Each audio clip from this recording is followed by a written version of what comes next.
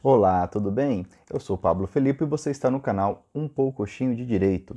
E hoje darei continuidade à nossa playlist sobre dosimetria da pena. Vamos falar do enunciado 231 da súmula do STJ, enunciado muito conhecido, muito aplicado, que nos diz o seguinte, que a incidência de circunstância atenuante não pode conduzir à redução da pena abaixo do mínimo legal. Esse consagrado entendimento foi cristalizado em 99 e vamos entender com calma. Relembrando o que é a dosimetria da pena. Nós temos como garantia constitucional a individualização da pena, conforme diz o artigo 5º, inciso 46 da Constituição Federal. Ou seja, para cada crime nós temos uma pena em abstrato, uma pena prevista em abstrato. Por exemplo, no crime de roubo nós temos uma pena de 4 a 10 anos, pena de reclusão mínima de 4, máxima de 10 anos e multa. Então perceba que há uma margem considerável entre 4 e 10 anos. Daí que o julgador, utilizando-se de critérios legais previamente estabelecidos, calculará a pena, levando em consideração circunstâncias específicas do caso e da pessoa.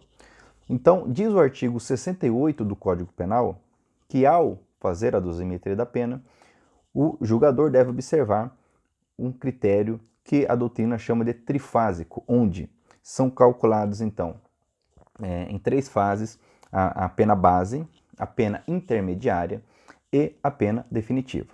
Em um primeiro momento, ao se analisar a pena base, o magistrado deve levar em consideração as circunstâncias que estão previstas no artigo 59 do Código Penal, quais sejam culpabilidade do agente, seus antecedentes, a sua conduta social, bem como a sua personalidade. Ainda, os motivos do crime, as circunstâncias do crime, bem como as consequências do crime, e também o comportamento da vítima. Uma vez que, feita essa análise, é estipulada a pena base, partindo, logicamente, do mínimo legal previsto no nosso exemplo, 4 anos.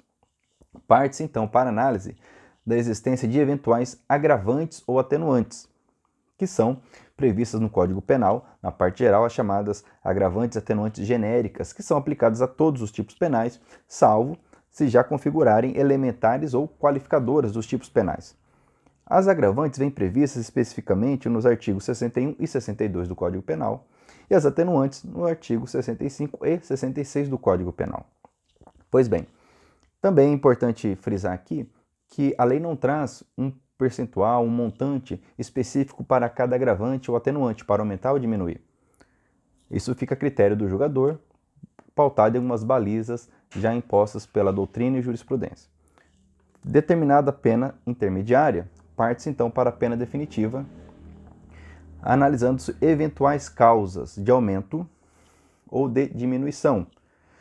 As causas de aumento ou de diminuição vêm previstas tanto na parte geral como na parte especial e na legislação especial, trazendo agora sim alguns parâmetros, alguns montantes. Então, por exemplo, o artigo 14, inciso 2, que traz a tentativa, nos diz que deve ser então diminuída a pena de 1 a 2/3 no caso de configuração dessa causa de diminuição. Pois bem, do que trata o enunciado 231? Ele nos diz que, uma vez que o magistrado faz a análise da pena base e, se porventura essa pena base permanecer no mínimo, então no exemplo de roubo, ao analisar as circunstâncias do artigo 59, aquelas 8 circunstâncias mencionadas, o magistrado percebe que não há nada nos antecedentes, na conduta social, na personalidade do agente, enfim, não há nada que justifique aumentar a pena além do mínimo legal. Então ele estabelece a pena base no mínimo legal, 4 anos. Ao se analisar a pena intermediária, vamos supor que exista uma situação, uma circunstância atenuante. Por exemplo, vamos pegar o caso do artigo 65, inciso 1, que nos diz que se o agente for menor de 21 anos na data do fato, ou maior de 70 anos na data da sentença, deve então ser beneficiado com atenuante. Só que perceba, nesse caso, a pena já está no mínimo legal. Nessa fase intermediária, então, o juiz deve reconhecer eventual atenuante, porém não deve diminuir a pena aquém do mínimo legal. É isso que determina a súmula 231. Vou ler novamente, diz assim: A incidência de circunstância atenuante não pode conduzir à redução da pena abaixo do mínimo legal. E qual seria o fundamento para esse entendimento? Ora, nós temos aqui a reserva legal, que nos diz que, em termos penais, especificamente penal, o direito penal ele se pauta na lei, ou seja, nos ordenamentos, nas normas impostas pelo legislador, pelo parlamento eleito democraticamente. E também nós temos aqui o princípio da separação dos poderes. Ou seja, artigo 2º da Constituição Federal nos diz que são poderes harmônicos, independentes e harmônicos, o executivo, o legislativo e o judiciário. Pois bem, cabe, nos termos da Constituição, ao legislador estabelecer as balizas mínimas e máximas. No exemplo do roubo, caput nos é dito então que a pena mínima são 4 anos e a máxima 10 anos. Um agravante não pode elevar a pena além do máximo. E atenuante não pode elevar a pena além do mínimo previsto em lei, pois assim o juiz estaria se colocando no lugar do legislador, criando uma baliza além do que a lei impõe.